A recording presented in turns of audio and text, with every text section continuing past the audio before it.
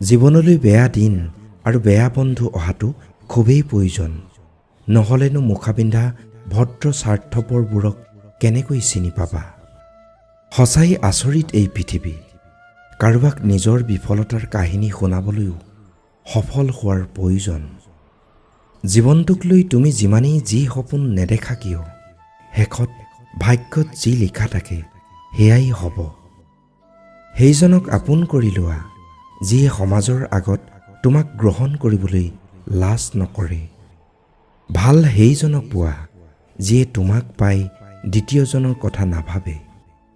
সেইজনক ভাল পোৱা যিয়ে তোমাক হেৰুৱাবলৈ ভয় কৰে, তোমাৰ মনটোক বুজি উঠে, তোমাক গুৰুত্ব দিয়ে। প্ৰিয়জনৰ পৰা বিচাৰি বিচাৰি সময় নল'বা। ভাল পোৱা যদি সঁচা হয়, হাজাৰ ব্যস্ততাৰ মাজতো সময় দিয়াৰ চেষ্টা কৰিব। তোমাৰ কাষত অন্য কাৰোবাক দেখিলে খং কৰাটো মোৰ তেওঁৰ প্ৰতি হিংসা নহয়, এয়া তোমাক হেৰুৱাৰ ভয়হে মাথো। প্ৰিয় মানুহজনক বা মানুহগৰাকীক কাষত পোৱাটো সকলোৰে ভাগ্যত নাথাকে। যিয়ে পায় তেওঁ সঁচাকৈ ভাগ্যৱান হয়। যিজনী ছোৱালীয়ে ঘৰৰ অভাৱ, দেউতাকৰ কষ্ট বুজি পায়, সেইজনী ছোৱালীয়ে ল'ৰাৰ জীৱনৰ লগত কেতিয়াও নেখেলে। হাজাৰ হাজাৰজনী ধুনীয়া ছোৱালীতকৈ এজনী বিশ্বাসী এলাগী ছোৱালী বহু গুণেই ভাল। সেইজনী ছোৱালী টকাৰ প্ৰেমত কেতিয়াও নপৰে, যিজনী ছোৱালীয়ে মাক দেউতাকৰ অভাৱ দেখি তাই নিজৰ সৰু সৰু সপোনবোৰ ত্যাগ কৰে।